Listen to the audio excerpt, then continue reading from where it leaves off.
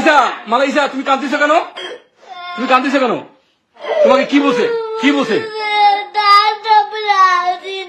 তোমাকে হাসিনা বলছে? তুমি এই জন্য কাঁদতেছো? তো তুমি কি হবা? তুমি কি হবা? ওরে বাবা রে বাবা, মা আমাদের মমতাময়ী মা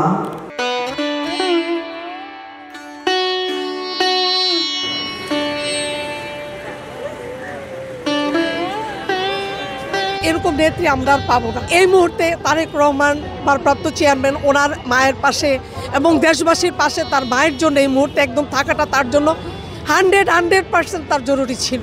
মৃত্যুর সাথে পাঞ্জা লড়ছেন গণতন্ত্রের আপসীন নেত্রী বিএনপি চেয়ারপারসন বেগম খালেদা জিয়া।